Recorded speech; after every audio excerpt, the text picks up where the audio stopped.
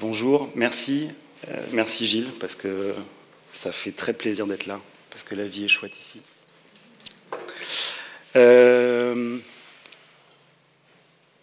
C'est un vaste programme. Je suis désolé, je ne vais pas réussir à tout vous expliquer en 45 minutes. Je pense que ça va servir plutôt d'introduction à la journée. Et même si je vais vous donner, parce que je pense que vous les attendez, quelques valeurs, je vais vous donner les règles, enfin en tout cas quelques règles, mais c'est l'esprit de la loi qu'il faut, je pense, comprendre. On parle d'équilibre, vous le verrez partout, vous le verrez surtout sur les prospectus commerciaux. Vous en entendrez parler tout le temps, ça ne veut rien dire et tout dire. C'est un terme valise, équilibre. Mes rations sont équilibrées, mon produit est équilibré, j'équilibre mes rations avec ce produit. Encore faut-il savoir de quoi on parle. On peut le voir sous plein de formes différentes. On peut le voir comme une absence de carence, une absence de manque. On peut le voir comme une absence d'excès, et on peut voir ça comme la conformation aux règles qui sont édictées par la science. On a un gros problème avec le cheval, avec la science justement, c'est que le cheval n'est pas une vache laitière. Et que déjà que c'est compliqué d'isoler des paramètres en alimentation, déjà que c'est difficile d'isoler des paramètres, ça l'est encore plus lorsque la performance, ou en tout cas le critère qu'on va juger, est extrêmement multifactoriel. Parce que vous l'avez remarqué, il est assez rare qu'un cheval fasse un exercice seul. Il y a toujours un être humain derrière, ou à côté, ou dessus. Et il y a quand même une part d'influence. Autant chez une vache laitière, c'est relativement simple. On peut quantifier la production laitière. Autant chez le cheval, ça reste plus nébuleux, quelquefois. Même si ce n'est pas ce à quoi je pense que vous vous attendez, je crois que la première chose à dire, c'est ça. C'est-à-dire que le plus important, avant de s'occuper d'un éventuel apport en molybdène, chrome, iode ou même cuivre, il faut s'intéresser quand même à la physiologie digestive du cheval. Et que le premier équilibre que vous devez respecter, c'est l'équilibre que vous avez entre la quantité de fourrage que vous distribuez et la quantité de concentré. Le cheval est un herbivore, il est construit pour ça. Il est construit pour digérer de l'herbe, qu'elle soit fraîche ou séchée. Et ne pas se conformer à ça, c'est le mettre dans une situation physiologique qui est compliquée et qui peut amener beaucoup de troubles. Il serait, on est d'accord, assez délétère de vouloir affiner quelque chose, faire des trucs excessivement fins lorsque la base n'est pas correcte. Donc, ce que vous devez retenir, si vous voulez retenir quelques valeurs, c'est que, en gros, le rapport fourrage concentré, c'est la quantité de fourrage divisée par la quantité de concentré que vous distribuez, et ce rapport-là doit être, en tout état de cause, au minimum de 2. C'est-à-dire qu'en gros, j'ai 2 fois plus de kilos de foin ou d'herbe, enfin de foin, parce qu'on parle en matière sèche, donc je vous le fais de foin que de concentré.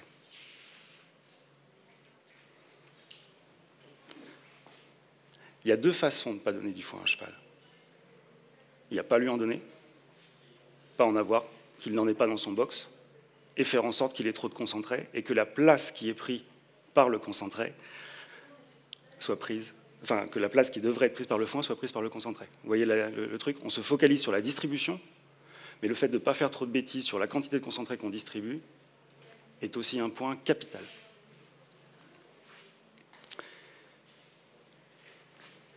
Juste petit twist, les concentrés, ce n'est pas obligatoire. Les concentrés, c'est là pour apporter des calories en plus, et si on réfléchit et qu'on est juste logique, on ne prive d'herbe un herbivore que lorsque la quantité de calories qui est fournie par le foin, s'il est distribué à volonté, n'est pas suffisante pour satisfaire le besoin énergétique. Donc si mon cheval perd de l'état. Mais il n'y a pas de nécessité de donner un concentré si l'état corporel ou si mon cheval est bien. Bon, je vous ai dit ça, je vous le redirai. On va essayer de rapprocher un peu le micro. Un petit peu loin. Tu parles trop doucement, tu comprends. Je parle trop doucement là ? Oui. Ah, il faut que je parle plus fort ? Ah, mais je peux parler plus fort, oui, je vais parler plus fort. Alors, il faut pas... Alors j'ai un gros défaut, c'est que des fois je me mets en colère. Alors J'essaie de me calmer. Si vous me voyez en colère, vous vous affolez pas, c'est rien. Le but aussi, c'est que je vous mette un peu en colère quand même. Alors, bien sûr, si on revient à mes minéraux, mes oligo-éléments et mes vitamines, c'est assez complexe parce que tout se tient. Il y a des interrelations entre les minéraux, dans l'absorption, il y a des interrelations entre les minéraux et les oligo-éléments, il y a des interrelations entre les vitamines, entre les oligos et les vitamines. Tout ça est une grande unité. Et donc, bouger un curseur à un moment, c'est aussi bouger un autre curseur à un autre moment. Et c'est pour ça que c'est assez complexe. D'un autre côté, encore une fois, les valeurs chiffrées que je vais vous donner là tout à l'heure, c'est relativement simple de les avoir, il suffit d'ouvrir un livre, ça va apporter de n'importe qui. Ce qui convient, c'est... Merci,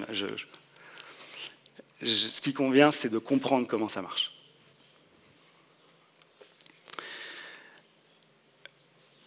La bonne question à se poser, je pense, c'est qu'est-ce que je veux? On peut essayer de tout faire parfaitement. Ça demande énormément de temps, de compréhension, de travail et d'organisation, comme on va le voir après. La question, c'est où vous placez le curseur. Et je pense que le curseur, il peut bouger en fonction de votre situation à vous, en fonction des chevaux que vous avez et en fonction du temps. Et donc, il y a toute une série de questions à se poser avant de dire « je vais faire telle ou telle action sur ma ration ». Il y a plein de questions à se poser sur votre situation, qu'on va détailler tout à l'heure. Je vous cite, pardon, faut que je boive. Je vous cite les choses qui me paraissent les plus saillantes. Le rapport phosphocalcique, la quantité de calcium divisée par la quantité de phosphore. Ça aura plein d'applications, on va les détailler tout à l'heure, enfin on va essayer de faire un survol. Ça, c'est extrêmement important et c'est tellement facile à faire que théoriquement toutes les rations devraient être correctes sur ce paramètre-là. Le rapport protéines sur énergie, Connie en parlera, je pense, tout à l'heure, enfin en tout cas elle parlera des problèmes respiratoires et donc peut-être des protéines. Le rapport zinc-cuivre, qui est aussi important, comme on le verra notamment à l'élevage. Et puis tout ce qui est antioxydant pour les chevaux qui travaillent, qui revêtent une importance assez conséquente aussi. Le rapport phosphocalcique, la calcémie, la quantité de calcium disponible dans le sang, elle est régulée. Si vos apports calciques ne sont pas satisfaisants, je suis hyper schématique, hein, juste pour que vous... L'organisme puise dans sa réserve pour maintenir sa calcémie dans une fourchette de valeur acceptable. Sa réserve, c'est l'os. S'il puise dans son os, il fragilise son os. S'il fragilise son os, vous pouvez avoir des stress-fractures. Vous pouvez avoir des tendinites. Vous pouvez avoir une fragilité osseuse importante. Le rapport phosphocalcique, c'est extrêmement important. Vous avez, si vous voulez des images, parce que c'est peut-être aussi intéressant d'avoir des images, vous avez l'image de l'âne de Meunier, qui avait une tête de boxeur le lendemain d'un combat, qui passait sa vie à manger du son de blé, qui était riche en phosphore, qui avait très peu d'apport calcique, pour le coup, et qui avait ce qu'on appelait l'ostéomalacie, donc qui avait vraiment une tête vraiment excessivement déformée. Donc le rapport phosphocalcique, encore une fois, la quantité de calcium divisée par la quantité de phosphore distribuée dans la ration globale, c'est essentiel à calculer. C'est pas difficile et c'est essentiel. Le rapport entre les protéines et les calories. Le besoin protéique chez le cheval, je crois qu'on le connaît que de façon très approximative. La seule chose qu'on se permet de dire, c'est qu'il est cohérent avec l'apport énergétique. En gros, plus mon apport énergétique augmente, plus mon besoin protéique est théoriquement... il est nécessaire de l'augmenter. Le cheval est capable de gérer dans la nature des flux de protéines excessivement importants sans que ça pose de problème. L'un des gros problèmes, cependant, c'est quand on l'enferme. Et dans ce cas-là, vous avez une excrétion d'ammoniac qui est très importante. Quand il y a une grosse quantité de protéines dans la ration, une excrétion d'ammoniac qui est très importante. S'il est enfermé dans un box et qu'il passe sa vie à respirer de l'ammoniac, vous avez une irritation des voies respiratoires qui peut être relativement ennuyeuse, surtout si vous avez des chevaux qui sont un peu sensibles des voies respiratoires. Donc il faut faire attention quand même de rester raisonnable sur la quantité de protéines qu'on distribue. Et de toute façon, cette quantité de protéines qui est distribuée, comme on le verra après, elle doit être raisonnée. Et elle sera raisonnée grâce notamment au foie, enfin en tout cas à l'analyse du foie. Le rapport zinc-cuivre, alors il est important pour tout le monde, mais il est surtout important, enfin il peut avoir des répercussions importantes, notamment à l'élevage, parce qu'on considère à l'heure actuelle que, en tout cas les apports en cuivre, et de façon indirecte les apports en zinc, sont sont assez importantes sur le développement osseux. Et donc, c'est quelque chose auquel il faudra faire attention, à mon sens, à l'élevage, dans les 4 derniers mois de gestation de la mère, et lorsque le poulain est sous la mer aussi, les apports en cuivre et en zinc sont une application importante dans la prévention des affections ostéo-articulaires juvéniles, ostéochondrose, syndrome Vobler, épiphysite, enfin tous les problèmes qu'on peut avoir du développement du jeune. Les antioxydants que vous devez connaître, vitamine A, vitamine E, vitamine C, sélénium, les 4 pieds de la chaise. C'est un système qui tourne en boucle, les uns se rechargeant les autres. Donc ces 4-là vont ensemble. Si on s'intéresse à l'un, on s'intéresse aux 3 autres. Et ça n'a que, à mon sens, comme intérêt clinique, que d'augmenter la résistance au travail. Ça ne transforme pas un animal qui va pas vite en un avion de chasse.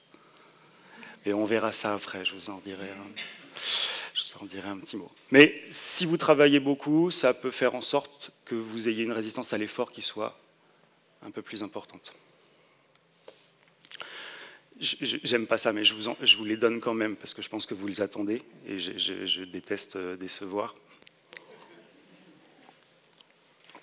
Je vous donne quelques valeurs chiffrées que vous pouvez éventuellement retenir. Sachant que tout ça, encore une fois, et ça va être le propos après, ça peut être discuté, ça peut être adapté en fonction de vos moyens, en fonction de ce que vous voulez faire et en fonction du cheval que vous avez en face de vous. Le rapport phosphocalcique, si vous avez un seul chiffre à retenir et qui soit simple, c'est 2. Grosso modo, si vous vous mettez à 2, vous serez toujours pas trop mal. Sachant qu'on a une tolérance en haut, c'est-à-dire en gros, on peut se balader entre 2 et 3 de façon assez safe, et qu'on ne descend pas trop en dessous d'un 5, parce qu'en dessous d'un 5, ça peut éventuellement être problématique. Voilà. S'il y a une seule valeur à retenir, c'est 2. Je parle du sélénium, de la vitamine E, de la vitamine C. Alors tout ça, pareil, peut être discuté. Mais encore une fois, vu que les 4 marchent ensemble, très schématique, je suis très schématique, hein, mais vu que les 4 marchent ensemble, je pense que ça ne sert pas à grand-chose d'augmenter très très fort un taux de vitamine E si vous ne mettez pas les autres en regard. L'image du tonneau, je ne sais pas si vous l'avez, celle-là, un tonneau avec plein de lattes. En fait, vous ne pouvez remplir le tonneau qu'à la hauteur de la plus petite latte. Ça ne sert à rien d'avoir une latte qui est très grande comme ça. Si la plus petite est là, la quantité d'eau que vous mettrez ne dépendra que de la plus petite latte. Je suis clair dans mes... Je l'aime bien, mon tonneau. Voilà. Donc en gros, on reste à peu près sur ces étiages-là, et après, on discute.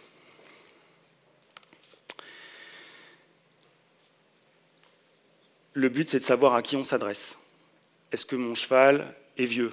Est-ce que mon cheval est jeune? Est-ce qu'il est en croissance? Est-ce que je vais en faire quelque chose? Est-ce qu'il va produire quelque chose? Est-ce que ce que je vais faire va être intéressant pour mon cheval? Je cite un exemple. Je vous ai parlé tout à l'heure du zinc et du cuivre pour le développement du poulain. Le zinc et le cuivre, ça ne passe pas dans le lait. On pourrait éventuellement se poser la question de savoir si c'est pertinent d'aller supplémenter une jument allaitante en cuivre, alors que ça ne passera pas dans le lait. Ce qu'il faut, c'est aller directement au poulain. Donc il y a des moments où la complémentation, alors bien sûr, si toutes les rations étaient formidables, enfin, il n'y a aucune raison de mal nourrir une jument laitière, on est d'accord, mais il y a des moments, il y a des choix à faire, notamment économiques, parce qu'il y aura quand même une réalité économique en face. Donc la compréhension des mécanismes globaux vous permet quand même de cibler là où vous mettez l'argent, pour que éventuellement ça vous revienne. Est-ce que mon cheval est reproducteur? Est-ce que mon cheval ne l'est pas? Et moi, quels sont mes moyens et qu'est-ce que je peux faire? Alors, en pratique, comment on fait? Alors d'abord, on se met un petit peu en colère. Donc ça, c'est moi, à l'âge de 2 mois, j'étais déjà en colère.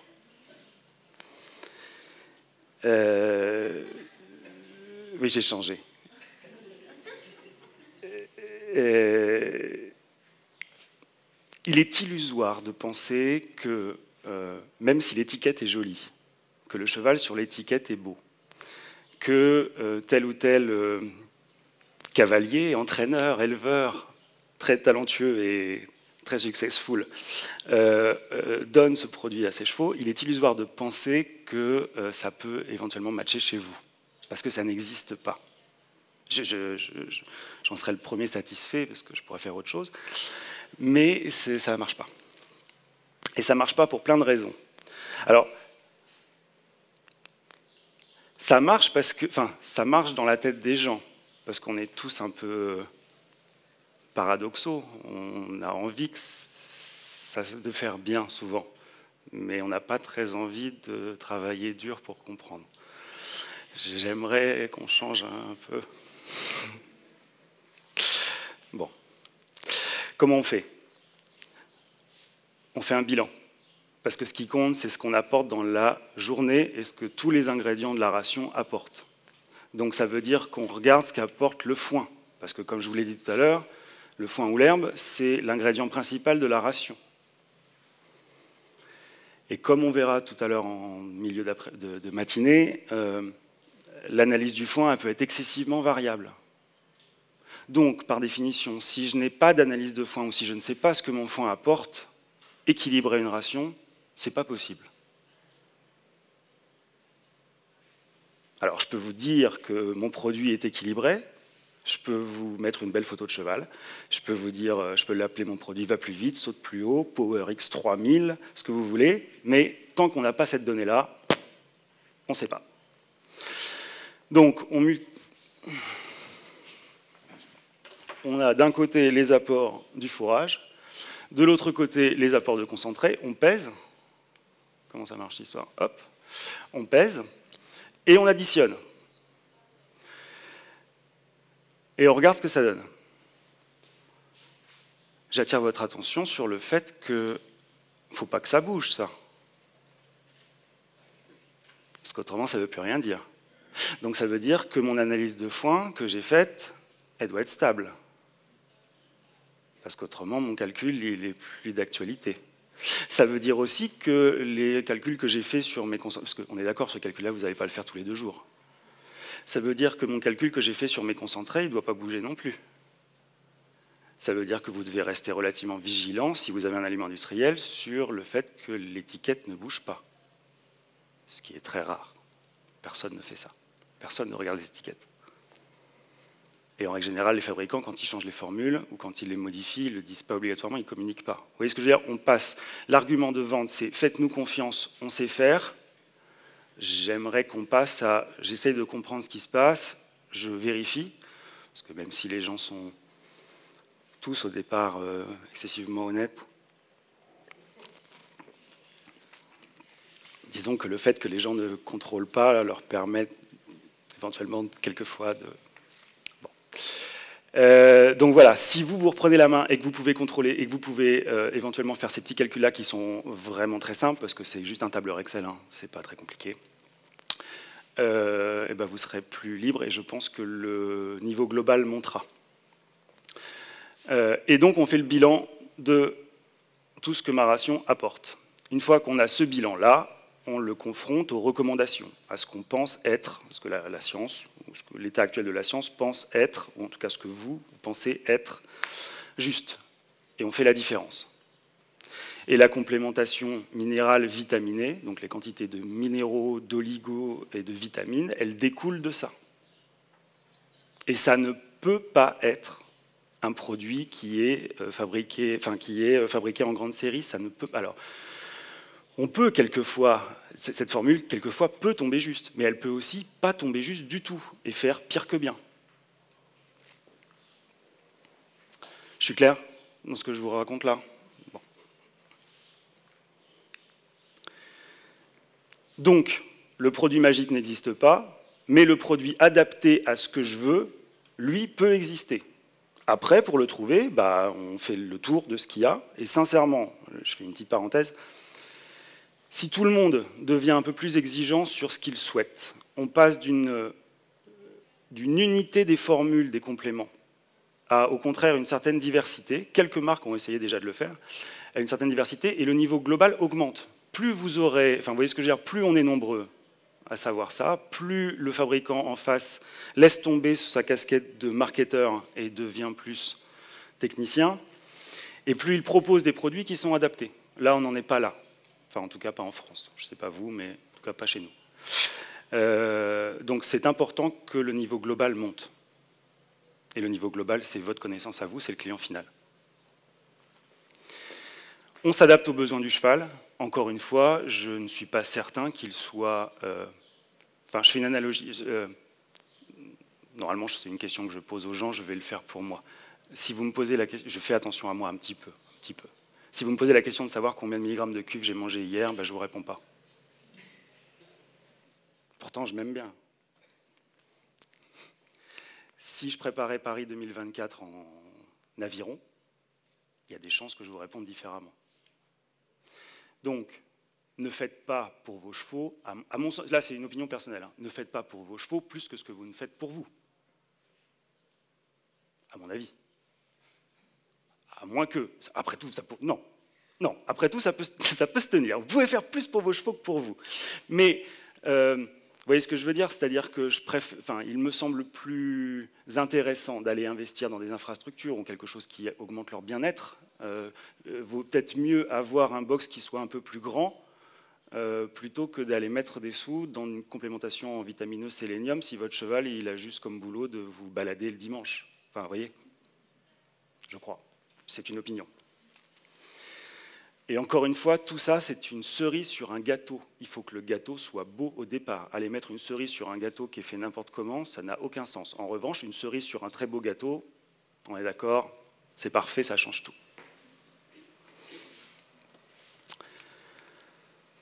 Donc, équilibrer une ration, c'est, à mon sens, s'assurer du respect d'abord de la physiologie, du bien-être de mon cheval, enfin en tout cas du respect de la physiologie, de tous les points de vue et de la physiologie digestive de mon cheval. S'assurer de la stabilité des ingrédients, c'est hyper important, on verra après, et c'est très compliqué à faire. Franchement, c'est très compliqué à faire, en tout cas, pour la plupart des gens qui m'a été donné de voir, pas tous, mais une grosse partie, c'est très compliqué à faire. Et ça veut dire aussi s'informer et rester informé. C'est bien analyser les besoins de son cheval. Qu'est-ce que mon cheval va faire et quelle période je cible? Parce qu'encore une fois, toutes les périodes ne se valent pas et il y a des périodes qu'il faut absolument vraiment choyer et il y a des périodes où on peut être un peu plus lâche. Et bien analyser aussi ces impossibles éventuellement financiers, techniques. Parce qu'encore une fois, on peut réussir à être performant sur certains points et que ça soit plus compliqué sur d'autres.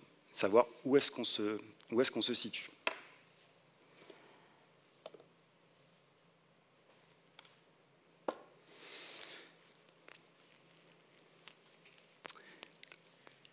Alors, pardon pour les non-francophones. Je laisse peut-être les traducteurs traduire. Les bulles. Pardon.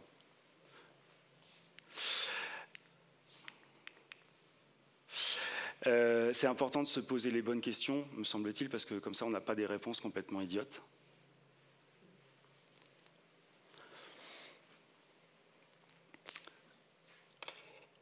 Je termine juste sur un truc. Il y avait une marque de compléments qui avait inventé il y a une dizaine d'années un concept qui était, si je me souviens bien, la nutrigénomique, laissant penser aux gens, peu importe, laissant penser aux gens qu'ils allaient pouvoir augmenter les performances de leur cheval. Je pense que penser comme ça, c'est délétère. Parce que je pense que c'est pas comprendre une chose, c'est qu'on n'augmente pas les performances d'un cheval, on devrait juste, à mon sens, penser juste à ne pas l'embêter. Parce que ce qu'on fait de mieux, nous, bipèdes, c'est l'emmerder. Et réduire nous-mêmes par notre méconnaissance, par notre fainéantise, par notre bêtise, je ne suis pas gentil avec nous, hein, mais il faut quand même à un moment, on l'embête plus qu'on ne l'aide. Et penser qu'en achetant une petite poudre, dont on ne comprend absolument pas les tenants et les aboutissants, on va augmenter ses performances, ben, il faut bien toute l'arrogance d'un homme.